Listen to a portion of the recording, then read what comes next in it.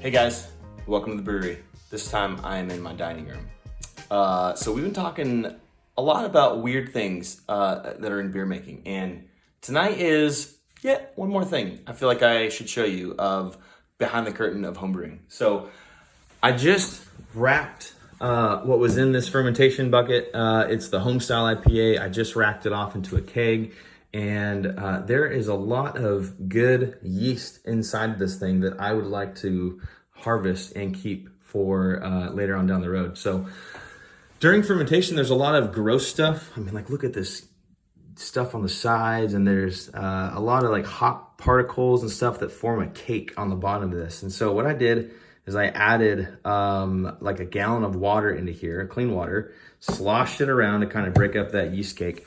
And I'm letting it sit. And as it sits, the hop particles and any kind of, maybe grain particles, stuff that I don't want, is gonna fall and settle to the bottom. Then I'll slowly dump the liquid into here, and I'll kind of do the same process. So once it's in here, fill it up maybe 3/4 of the way, add some more water, let it sit. And again, all of the unwanted particles, any other yeast particle or hop particles that made it in here, will fall out to the bottom. I'll transfer it to this, do the same thing, let it sit. And then once this is sat for 20-30 minutes, I will add the liquid from here into these 2 pint jars. And the goal is to have some clean, healthy, happy yeast that I can save for future beer batches. So stick around, I'll show you how it's done. All right, let's see if I can do this without making a huge mess. I'm gonna make a mess up. It's gonna happen. Oh gosh. Oh.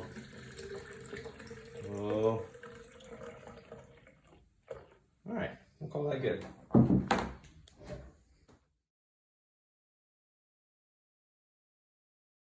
All right, guys, so I just transferred some of the liquid in here.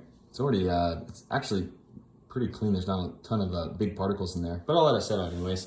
But just gonna kind of give you an idea of what we're trying to get.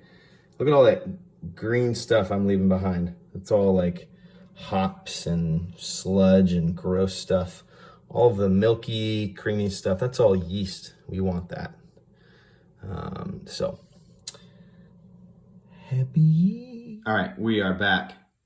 First of all, guys, my table is so awful. I need a new table.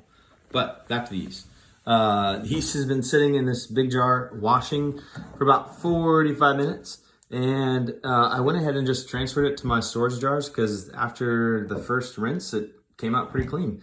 I'll show you here on the bottom of this jar, you can see all that green stuff. That's all the sludge and the hop particles that we washed out. And I obviously could have gotten more from this jar, but two of these guys is enough for me. There's enough yeast in one of these jars to inoculate an entire 5-gallon batch of beer.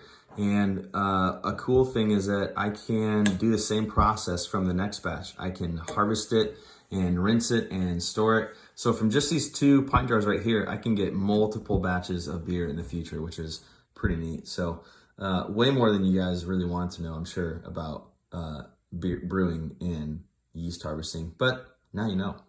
You're welcome. Hey folks, we're back. It's been 24 hours since the last video. I just thought I'd bring you in and show you the end result. So look at this thick layer of clean, healthy yeast. There's no dark like hop material or trube on the bottom of this. This is just straight up clean, healthy, happy yeast. One of these jars with that amount of yeast would probably run about $10 at the homebrew shop. So I've got about $20. Great way to shave off some costs on brew day and get a little more hands-on during your brewing process. So once again, kind of weird, but kind of cool. That's it. See you guys.